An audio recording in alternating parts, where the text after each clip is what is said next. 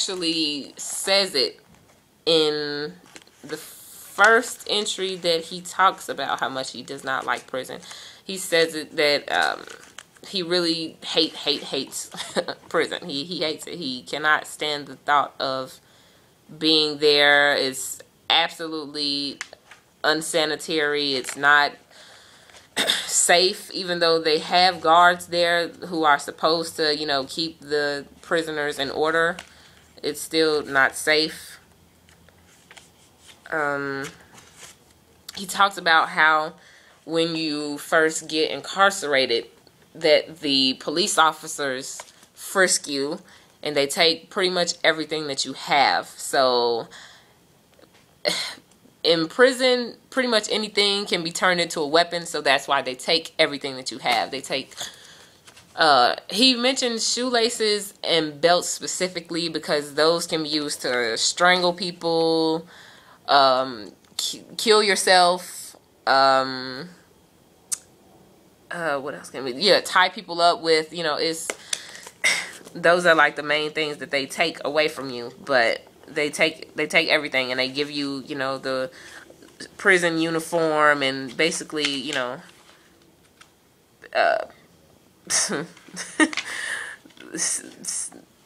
they basically take everything that can be used that can be turned into a weapon. He talks about how in prison the prisoners get really creative and make their own weapons, so homemade weapons. He talks about for a knife, the prisoners take a blade and glue it onto a toothbrush, you know. So there you go. A blade on a stick, that's a knife. So he talks about that. He talks about how some of the prisoners take spoons and try to dig their way out of their cell. That's highly unsuccessful because the cells are made of concrete, though. Also,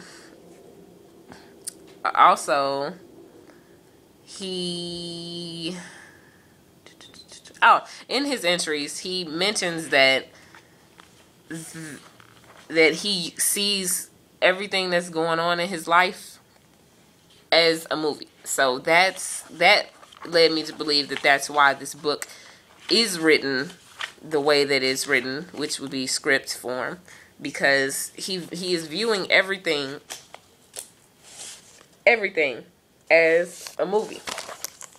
And he also says in several of his entries that is the only thing that's keeping him sane, is if he sees everything that's going on in his life as a movie. Because if he didn't, he would just pretty much lose it. He says in his journal entries several times, and almost all of them, that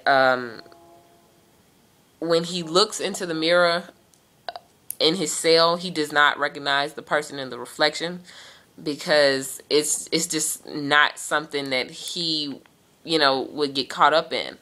It's like seeing the person, you know, that one good student that's just like, you know, always on the honor roll, always, you know, has good intentions in mind, you know, just always on the top of his game, getting locked up. You know, you kind of question, like, you know, who am I really? And that's exactly what he's doing. So he doesn't recognize himself when he looks in the mirror.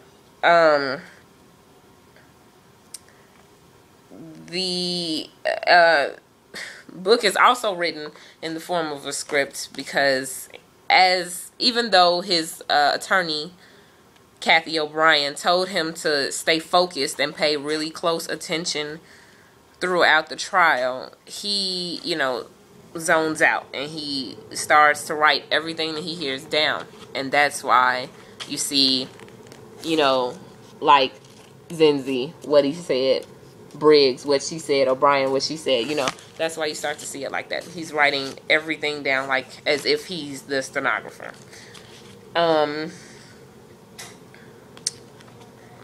This book is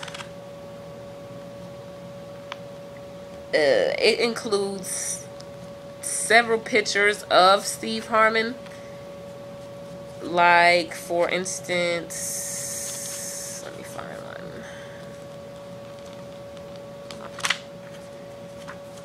For instance, this one here. And the reason that his face is pixelated is because that just goes along with him not recognizing himself almost. He doesn't even know who he is on the inside, so why should he recognize his face on the outside? The trial actually gets so intense that they have to call in others that know Steve to get their testimony to, you know, make him appear human to the jury as well. Like some of his teachers have been on this, have, you know, taken the stand to kind of testify that, you know, no, Steve's not like this. This doesn't seem like him at all. Steve's neighbors are also testifying on his behalf. There are several pictures of him actually in jail, like this one. You can see him sitting in the cell. He looks very depressed. And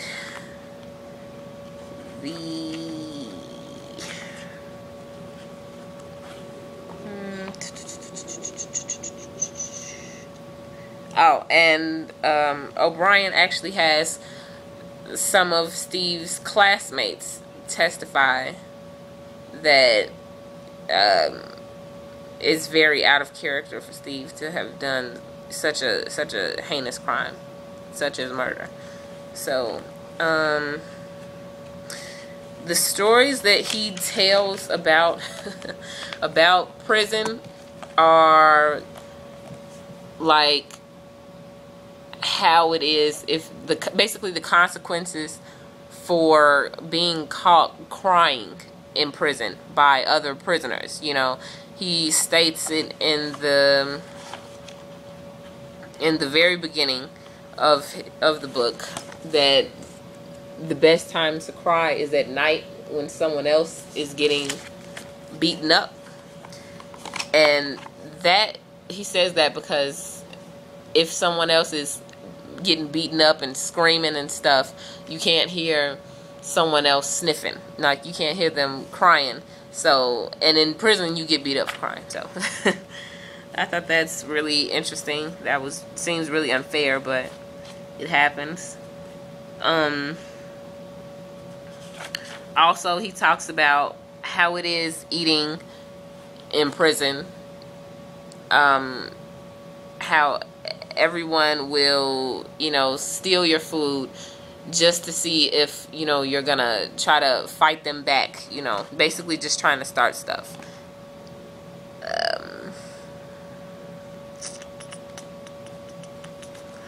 He talks about how most of his nights that he spent in prison, he couldn't sleep. He was just absolutely restless. And he was restless because he just really couldn't believe that he was actually in such a situation like that. So, he had to deal with prison fights and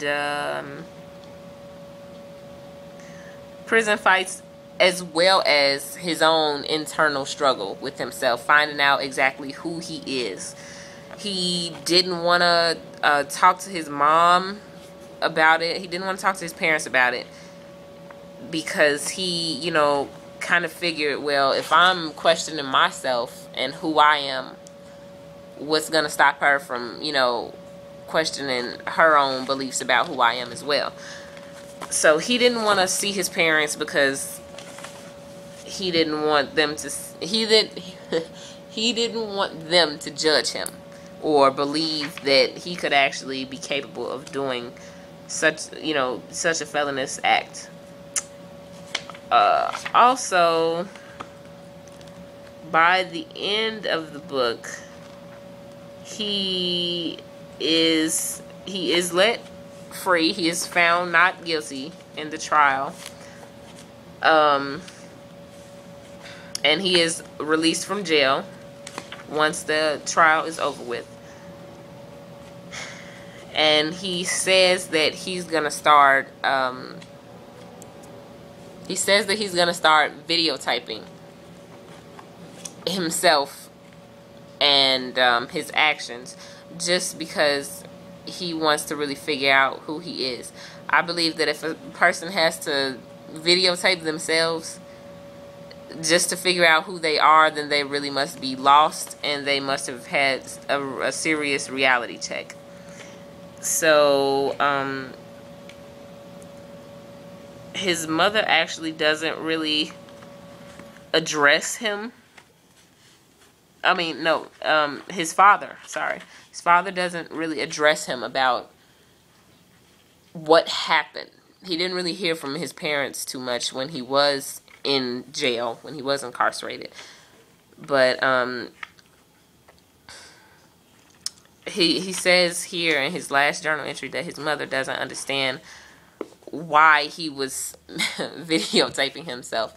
And that just should let every reader know that she already knew her child. She never had to figure out who he was. This wasn't a, well, maybe I don't know who my child is type of thing for his mother. She already knew in her heart that he was never capable of killing another human being. So, however, his father, he says that his father is no longer sure of him and does not understand him. So, who he thought initially was gonna accept him being his father, was actually giving him all the wrong signs and giving him the reaction that he expected from his mother. And